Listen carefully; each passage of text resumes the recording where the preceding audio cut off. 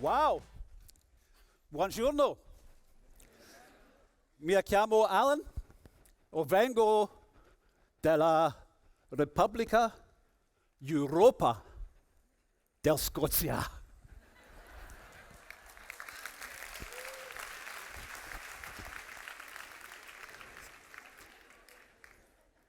And I would like to start, please, with a story from Scotland, and this is in response to your needs, if that's okay. Before the festival, the committee surveyed senior leadership in non-profits across Italy and said, what's your number one need? And about 10 different things came back repeatedly, but the number one was a clear expression of our purpose, our reason to exist. Why do we need a lot more money? That simple, powerful statement. More of them said we need that than anybody else. So if it's okay with you, I'll start with a story about what happens when you get that right. Is that okay? Yeah? So I'd like to go back to my home country for this, to Scotland, to the Children's Hospice Association of Scotland. A hospice is not a hospital. A hospital is where people go to get better. A hospice is where people go to die. So this is a place where children go to die. And I was briefed. They sent a board member to us because the hospice was losing money, its fundraising was declining, they were running a deficit. They were not in a good way. Now, you should have seen this guy they sent to me. You know, there's two stereotypes of men from Scotland, aren't there? One is all the hair and the beard, and he's big and he's loud and he's drunk all the time, yeah? And the other one is utterly miserable, yeah? Deadly serious, stone face, only says one word at a time, and is basically lives for about 110 years of depression, yeah?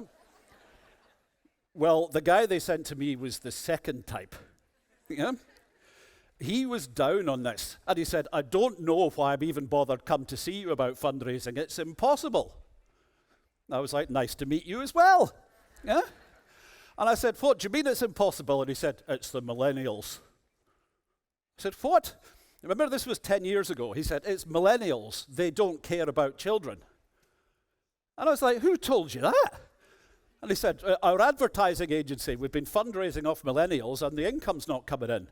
I said, who told you to fundraise off millennials for a children's hospice? And he said, our advertising agency. They looked at our donor base and said, all your donors are old. We need to get younger donors. And I said to him, how many old donors have you got? And he said, about 2,000.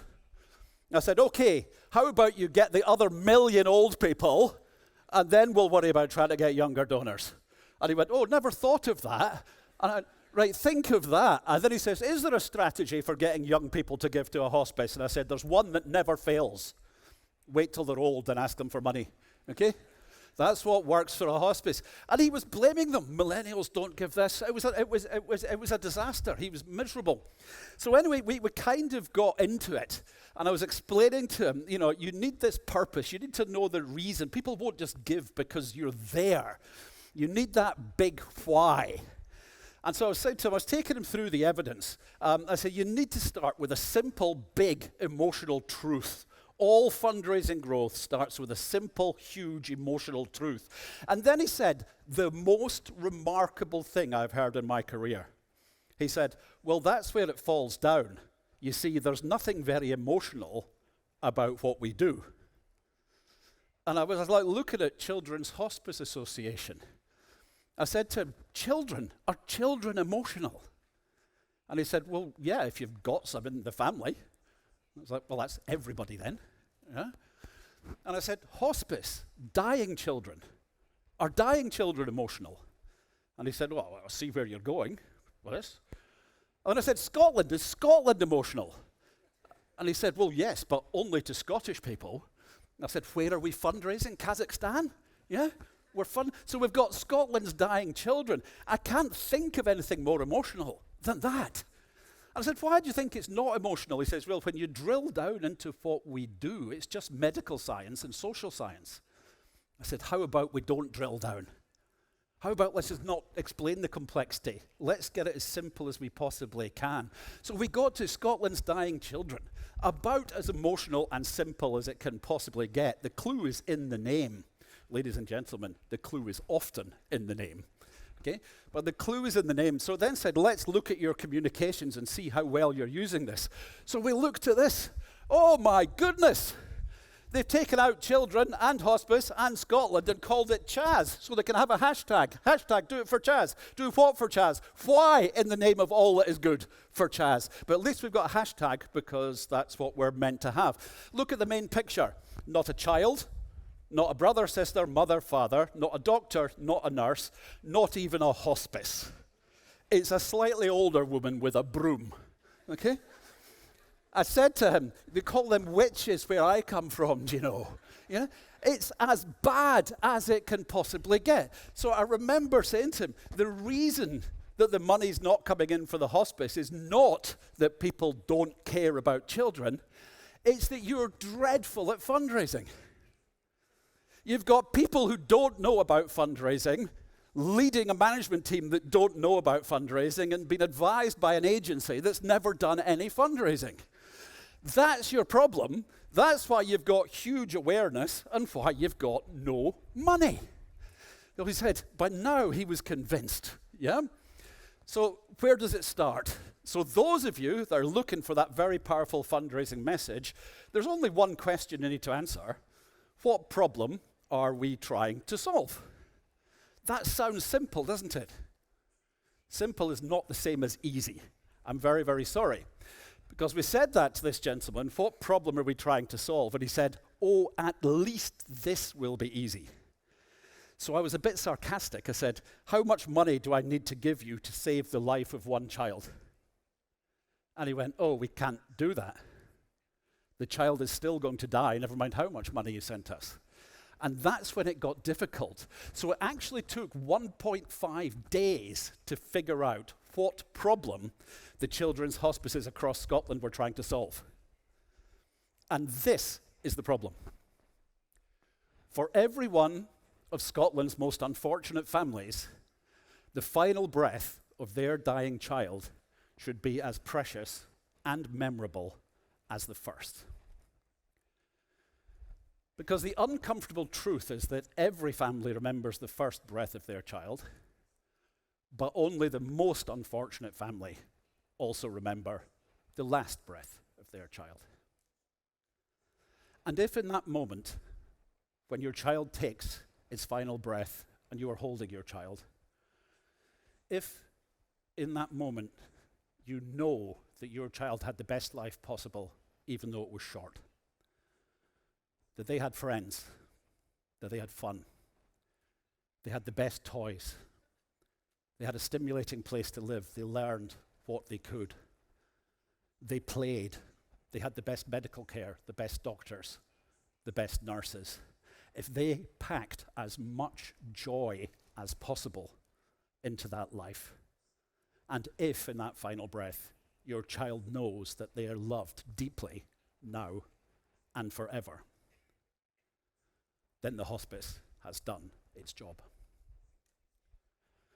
And that is how Children's Hospice Association across Scotland were able to change their name, their image, but most importantly, their purpose.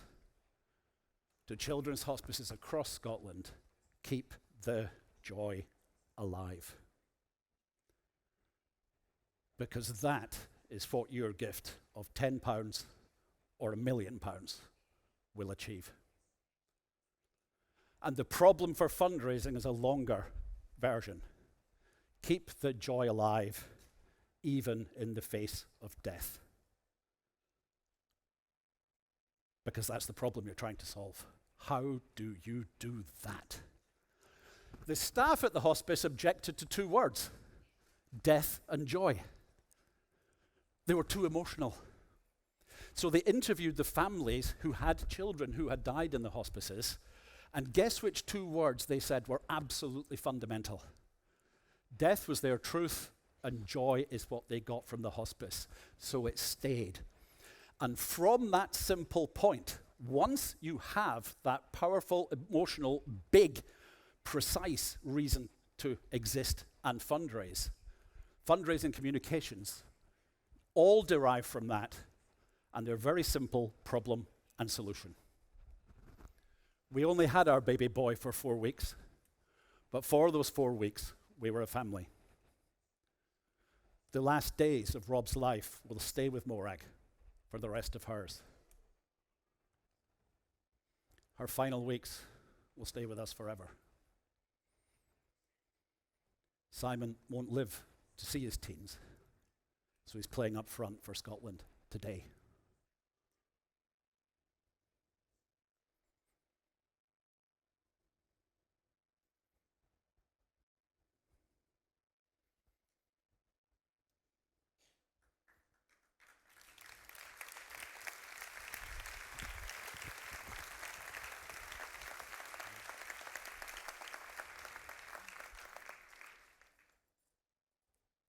Ten years ago, they couldn't fund their existing services, and they could only reach 1/3 of the families in Scotland that need them. This year, they reached them all, every single one.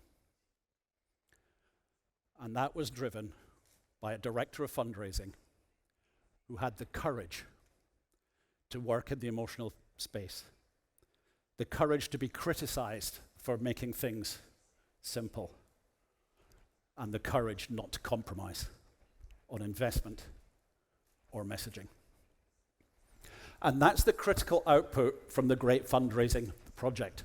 A 12-year project that we've done, which was just about growth. 12 years to answer one question. Why do some non-profits dramatically grow their fundraising while some others don't? We're based globally. We're a small team. Headquarters is on Loch Ness in Scotland.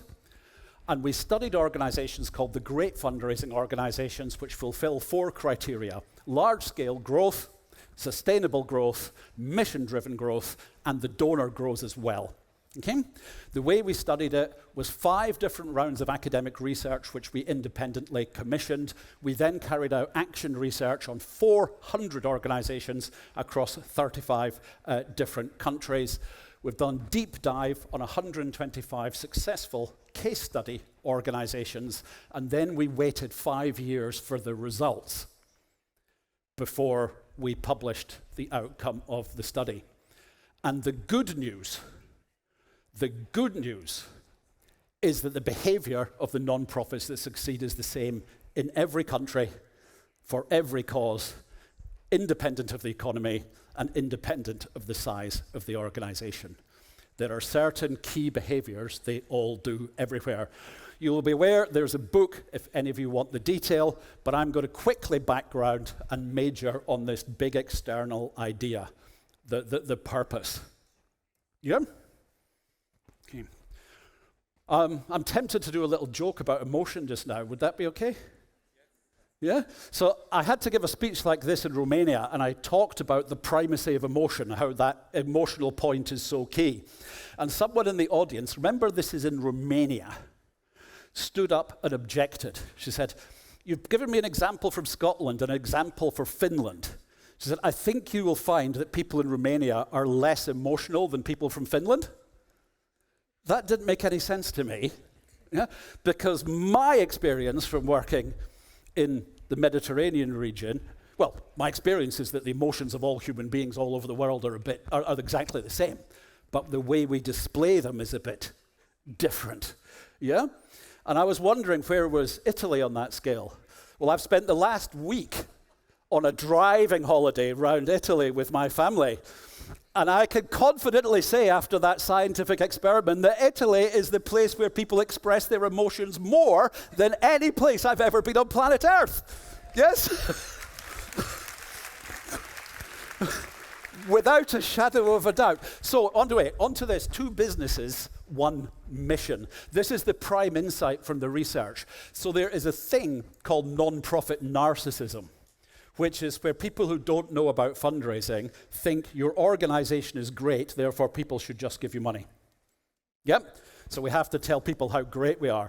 This led the professor who did our research to give us a report that said the greatest block to fundraising growth is internal conflict inside organizations. I challenged that initially. It was a big claim. He evidenced it. 10 years later, we can make it more precise. What is the biggest block to fundraising growth? It is aloof people. And that's an acronym. That stands for amateurs with a lot of opinions on fundraising. Okay. Boards with no training in fundraising, senior leadership teams, services departments, media with no training in fundraising, all telling us how we could do it better. Yeah? That is the greatest block. And the problem is amateurs see fundraising like this. There's only two systems. There's our non-profit and the donors, and people should give us money because we're great. So all we have to do is say to people, everything's great, our organization is great, no problem here, nothing to look at, please can we have some money? And it doesn't work, okay? When this happens, we get obsessed with branding the organization, or even worse, with educating donors so they understand how great we are, and fundraising comes to a halt when that happens. The research tells us quite clearly the most successful organizations see four systems in the ecosystem. There's the services department, meeting the needs of service users, and there's the fundraising department, meeting the needs of donors. And the only reason anybody, from a government to an individual, makes a donation is to help a service user solve a problem that they have. Everything else in the middle is just a method.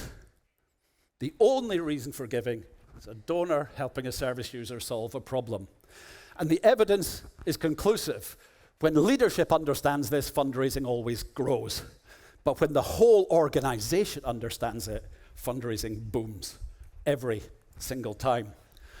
And what you find is these two businesses behave very, very differently in successful organizations.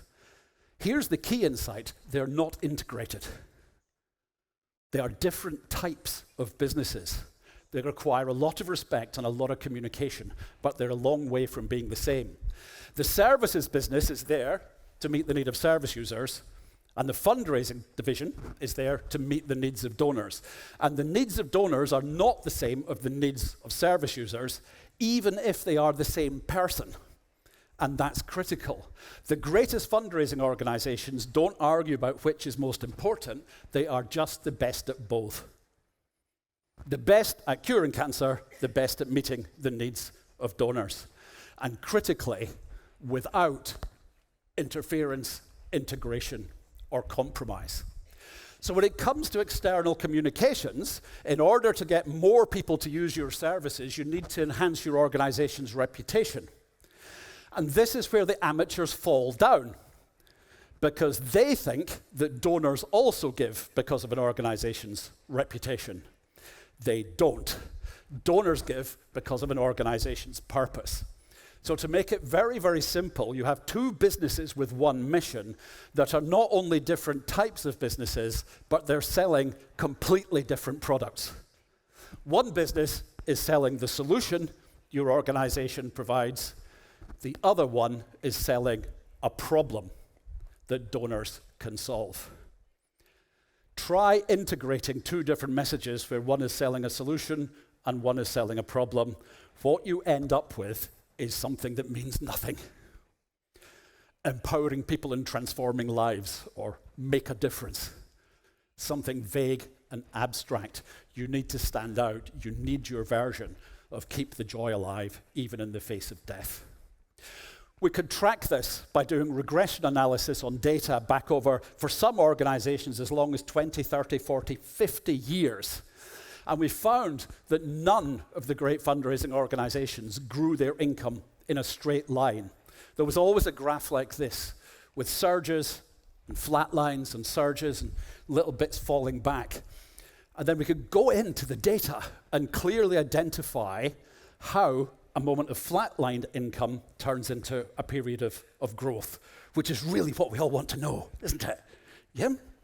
Two critical moments. There's one we call the red dot, which is a board meeting, which is too dull to talk about in a keynote.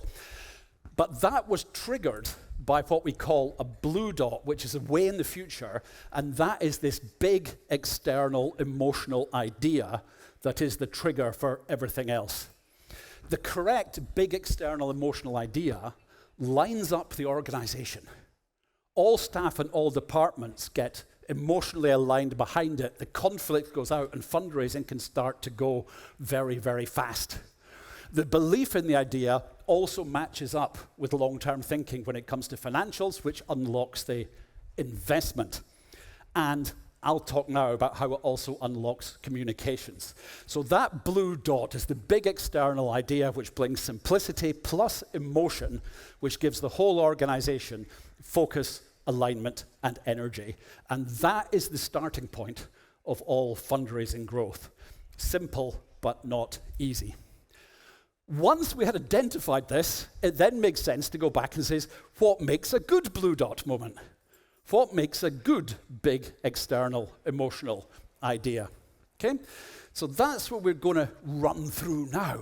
It turns out that the best ideas are just a way of stating the purpose of your organization in a way that is dynamic, modern, and refreshed. But this is not the same as branding, which is so often the solution that's put forward. It's not the same. It's repurposing, not rebranding. Yeah? Branding is about your organization. Repurposing is about the problem and solution. They are not the same. And it turns out in the greatest fundraising organizations, the communication hierarchy breaks down like this. At the top is the purpose with precision, that reason to exist, that reason we need a lot more money. And it needs to be precise and different. Then from that hang two completely different communication streams. One is for the services, so for the governments or for service users or academics. That's driven by the theory of change, drives all non-fundraising communications, is predominantly rational, and sells the solution your organization is creating. To drive all fundraising, there is a separate big idea, which is just about the problem, called the new ambition, and from that fall all fundraising communications. They're predominantly emotional, and they are selling the problem.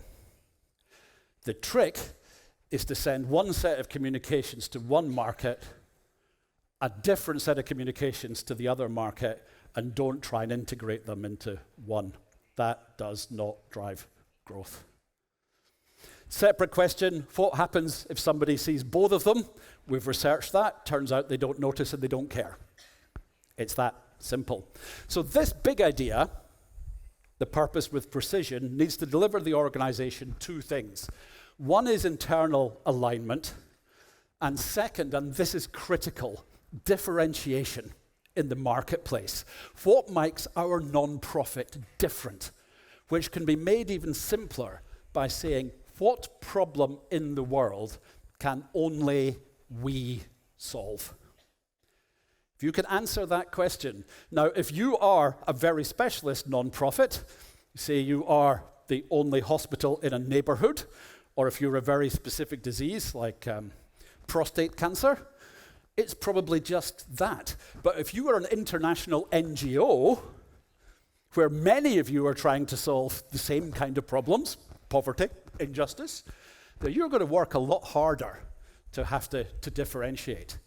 But when you look at the composition of these big ideas, the successful ones contain only three things: problem, solution, ambition, and nothing else. Of which the hardest bit can be and nothing else.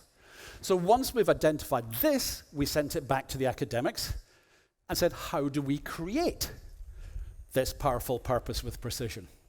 Well, they came back, they did a very thorough piece of research on this, said there are only 4 components that you can change to differentiate your organization's purpose. One is the problem itself. What problem can only we solve? Second is the proposition, which is what solution are we asking the donor to provide? Third is the tone of voice of the organization, the personality. And fourth is what emotions can we activate with integrity, the passion. So the 4 Ps, problem, proposition, personality, and passion. You can vary all 4 of these to get that precisely differentiating purpose. And what's critical is the top 2 you can find logically and rationally. You can do some kind of fancy pyramid, stuff all your jargon words in the bottom and get something good out the top. The bottom two, you can only find working in the emotional space. It's a human exercise, not a logical one, and that takes courage. The courage to be authentic, the courage to be vulnerable, the courage to tell stories in the emotional space. So the next thing we did was say, are there any other success criteria for this big purpose to start the period of transition that transforms an organization to make it more fundraisable so the growth comes? And it turns out there are 4. A good purpose is real, unique, massive, and surprise, surprise, it's emotional. Okay? Am I making my point yet on that one? Yes. Repetition works. Okay? It's really important. Real, unique, massive, and emotional. Sometimes you need to really, really work it to get to the right problem. So with UNICEF in Argentina, they said, we can't advertise a problem. Well, why can't we do that? Well, a lot of our projects are in Argentina, and they're for children in danger or poverty, but we can't say there are children in poverty in Argentina, because then it will sound like we are criticizing the government, and they will cut all the funding that the government is providing to our programs. So first of all, you say, is it true? You know, we're not going to say there is no problem. Are there children in Argentina that are living in poverty and in danger? Yes, a lot of them, facing all kinds of different dangers. It's fairly unpleasant. So how do we say this without endangering the funding we get from the government? This is hysterical. Yeah? So one way to define the problem is say, what problem caused this problem? Yeah? So all you have to do is look at the economic history of Argentina to figure out why so many children are in poverty and danger today. Because Argentina has gone from being one of the richest countries in the world to not being close. Why is that? Well, that's their economic performance over the last 100 years. It's not been great. It's been recession after recession after recession after recession. So this is where the genius comes in. You can stand up and say children in Argentina are in poverty and in danger, but it's not because of the government, it's because of all the previous governments. Yeah? Which, of course, the current government loves, and they're quite happy to give money to that. So very simply, you come up with a campaign theme under their purpose of For Every Child for, quite simply, let us be the generation that stops this cycle and gets the boys and girls out of danger. And they advertise that by showing real stories of what's just about to happen to a child. And then at the moment when you realize something horrific is about to happen, you don't have to show the problem. The advert stops and someone comes in and intervenes. And the magic is this is not the movies. These are real people. These are real ladies in the school canteen looking out for children who are being abused. These are real coaches at the football who can spot a child who doesn't have enough to eat. It's real, real, real all the way through. Or unique. There's an organization called SolarAid, does sun solar power all across sub-Saharan Africa. Got nowhere with fundraising telling people how brilliant solar is for the environment, for cost, for diseases, etc. It was only when they identified a problem that only they could solve that their fundraising really took off. And their problem is very simple, is there are places in the world where darkness plus poverty equals death. They can show that with statistics, but more importantly, they can show it with stories. With a solar light, Chimemwe's baby would be alive today. A real woman whose baby died when a candle set a mosquito net on fire. The cost of a solar light instead of that candle would have been €5. And the baby would be alive. Same story for the woman who got into bed with a snake. The mother of one of the SolarAid's workers, in fact. Or the woman who died in the maternity clinic because it was too dark at night for the doctors to see how sick she were. Or the 14 girls that were all burned alive and put in the same grave at a school in Tanzania because there was no lighting in their dormitory to study by, so they were studying with a kerosene lamp and somebody knocked it over.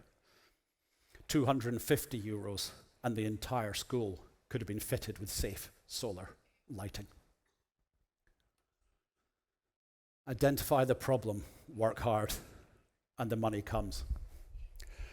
The problems need to be as big as they possibly can be. Remember, I mentioned that internal conflict? WWF in Norway had ground to a halt because the old-fashioned donors wanted to save an animal, adopt a panda, adopt a tiger, and the conservation department wanted to shout about climate change. Yep, and the two things did not go together. Internal paralysis about budgets, about messaging. But once you go back to not what do we want to say, but to what problem are we trying to solve, it gets very, very simple. Because in the old days, the problem was some of the animals are dying. And now that we know about climate change, the problem is that all of the animals are dying. It's the same problem. It just got bigger. Simple and emotional. That took 2.5 days. And all they got were 3 letters. ALL. That's it. In which case the purpose then becomes very simple. Red al lif nu for alla for alltid, which just means save all life now for everybody forever. Yeah, there it is in English. You can start testing, and you find that the word life in Norwegian doesn't have the same double meaning as it does in English, so you refine it to save all nature now for everyone, forever. And then the only thing you have to do is meet the needs of the donor, and your fundraising will fly. My little boy loves tigers and elephants, rhinos too. In fact, my boy just loves nature. A look of wonder lights up his little face whenever he learns about a new creature. How it feeds, how it socializes, how it lives, and how it breathes. And I knew that when the last shred of jungle has been torn down, when these breathtaking animals have been hunted beyond the point of no return, he will come to me and ask, "Daddy, did you know about the tigers?" And I will have to say, "Yes, son, I did." Save all life now. For Eric. For everyone. Forever.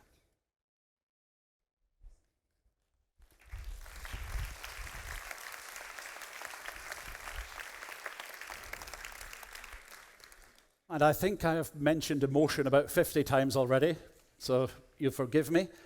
But to show that not all emotions are the same or obvious, I'd like to go back to my home country, to the Scottish Book Trust.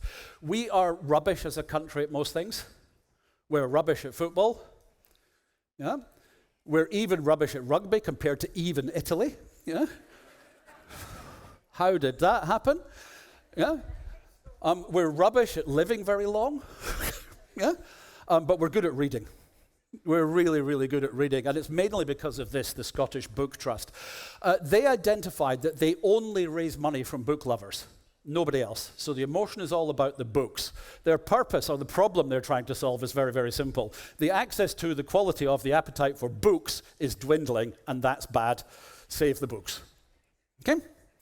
So they wanted to do a campaign to put the books back into childhood. You know that parents reading to children before bedtime. Hands up any parent who's ever done that. It's extremely intimate, isn't it? Well, less people are doing that than ever. 2 reasons. 1, digital devices. 2, money. Books are expensive.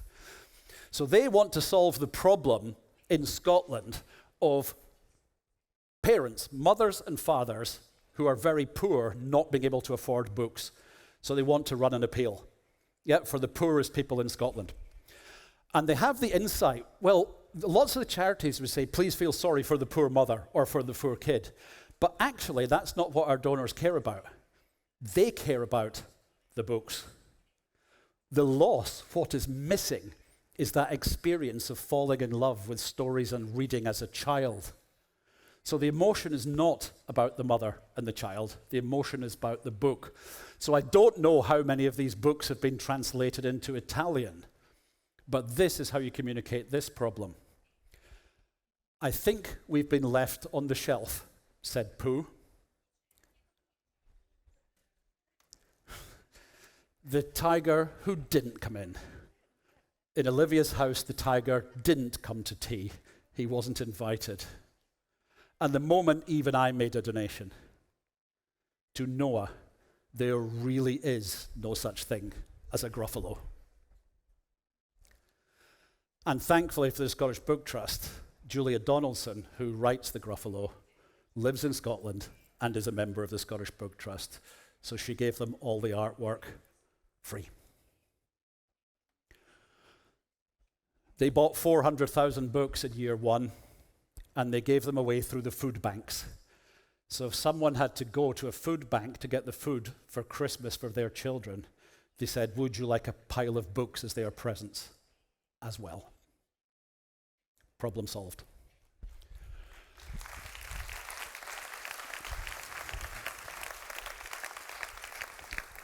So I asked some chief executives, I said, I've got to go to the most emotional and most beautiful fundraising audience in the world, which is the Festival del Fundraising in Italy, okay?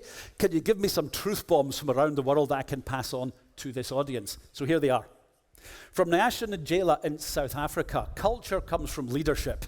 Don't have a vote across the organization about what kind of fast-moving, emotionally driven fundraising culture do we want. Your leadership, do it, and everybody else follows. She's absolutely right. Colin Skean from Ireland, from Trocra, it all starts with a better product. Yep. Meet the emotional needs of my donors better than anyone else, and we get the money. The problem is, it's my programs department need to give me that, so they need to buy in. John Stewart's raised £1 billion British at guide dogs in the UK. He said the board should not be fundraisers, they should be investors. That's the skill set that they need. Dave First over in the United States, he said, speed alone increases income by 30%.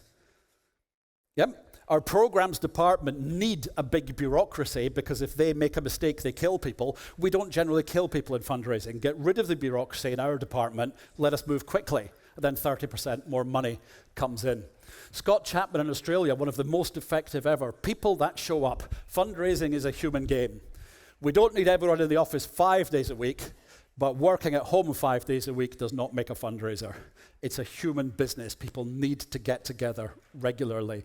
One that caused us to research for 6 months from the UK, Emma, ego is the enemy. The biggest block to fundraising growth is actually fear of criticism. Yeah? If we do anything well in this world, ladies and gentlemen, we will be criticized. If your ego is bigger than the purpose, then you will not make the difficult decisions required to raise the money. The great fundraisers don't try and avoid criticism. They tell the truth, they raise the money, and then they learn how to deal with the criticism when it comes. And I can evidence that. Thank you.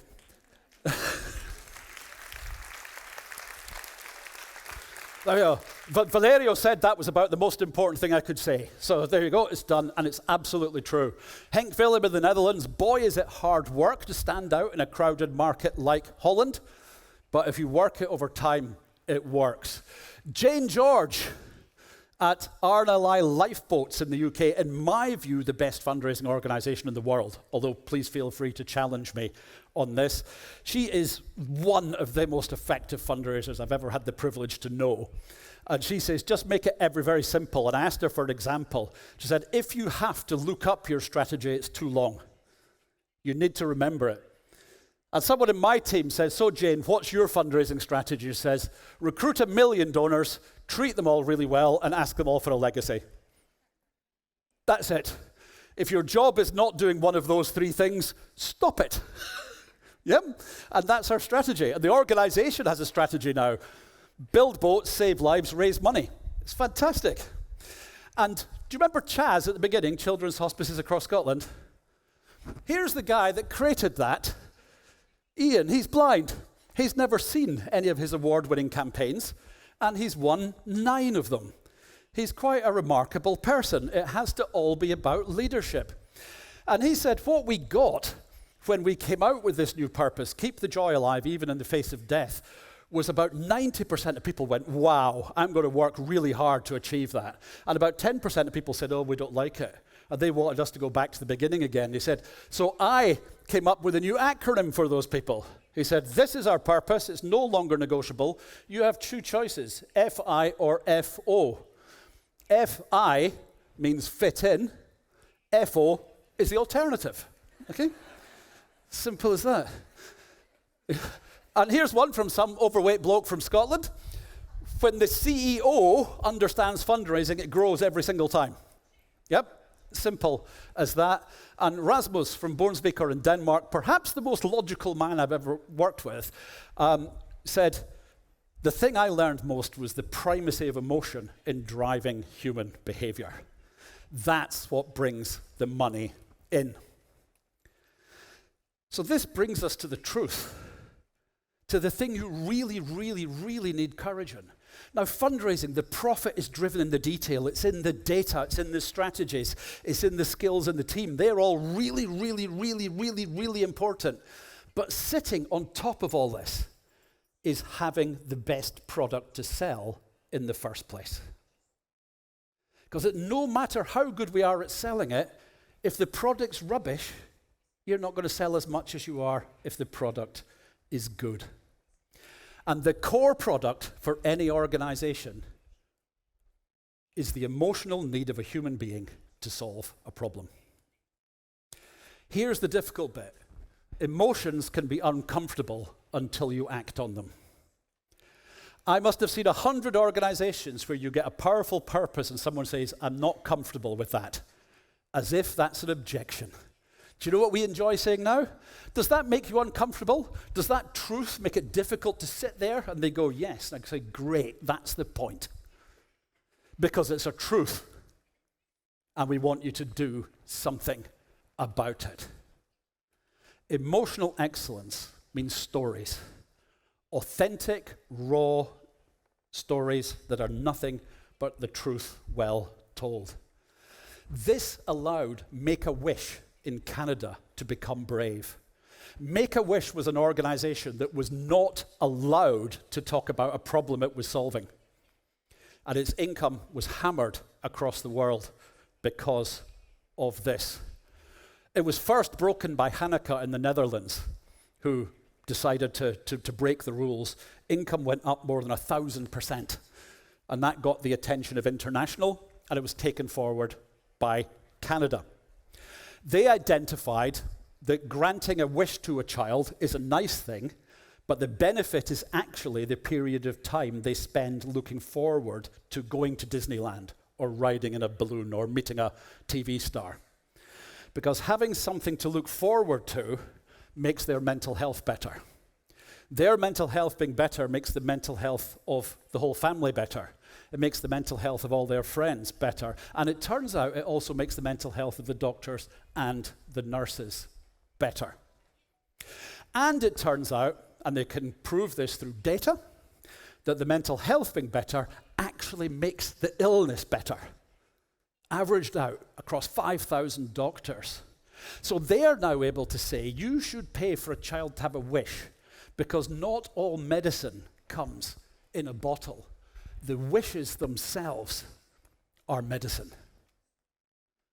And they can show how the period of looking forward to a wish makes a child better, their family better, and their life better.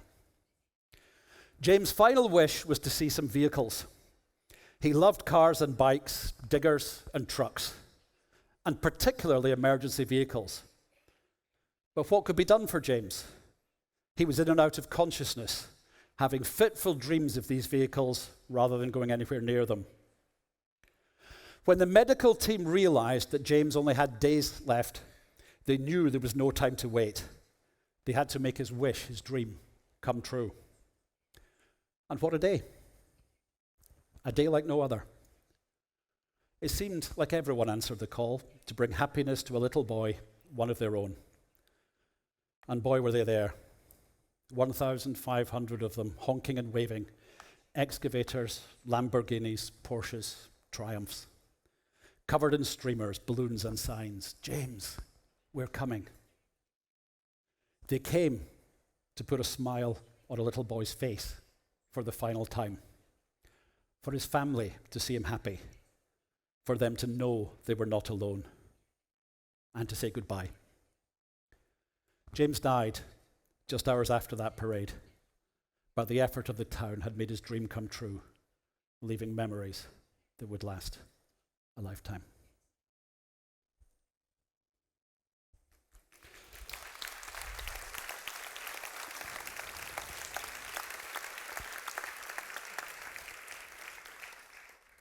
As the most emotionally expressive country I've ever been to, I look forward to you taking that unique skill and applying it to massive fundraising growth. Ladies and gentlemen, forza, grazie, and ciao. Grazie. Stai.